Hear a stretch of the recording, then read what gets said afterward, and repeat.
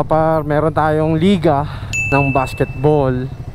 Ngayon na lang tayo ulit nagkaliga sa basketball dahil nag-focus tayo sa motovlogging, sa mga rides at sa mga kung ano-anong events. Siyempre kailangan din natin magpapawis. Dito pala tayo sa may Vanguard ng North Caloocan, papuntang Kiko Camarin. So ang laruan is sa Bagong Silang. Sa Bagong Silang tayo maglalaro. Sa hindi nakakaalam, member tayo ng MMFC Pigeon Club. Kakalapati rin tayo mga par. So dito pa lang tayo sa Kiko Camarin.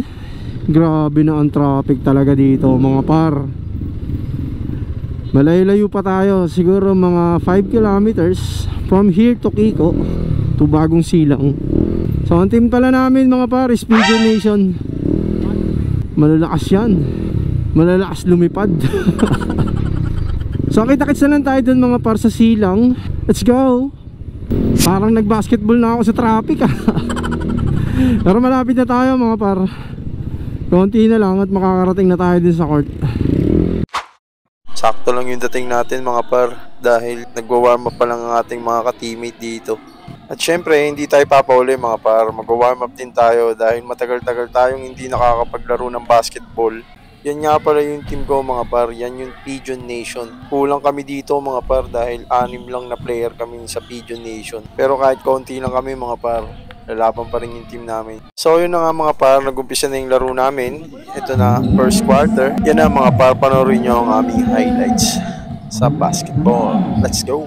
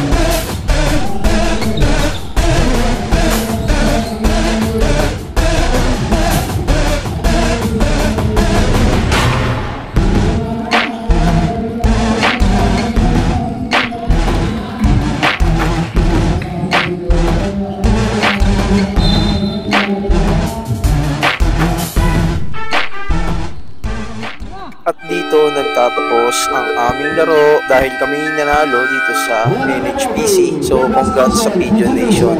Nice game mga par. Congrats sa Pigeon Nation at sa amin. So ako wala naman akong magandang ginawa dyan. Halos rebound lang tayo dyan sa laro na yan. So congrats. Shoutout sa mga ka-teammate ko. Ayan. Siyempre hindi mawawala yan si Boss Soity. Committee yan dito mga par sa basketball. Panalo!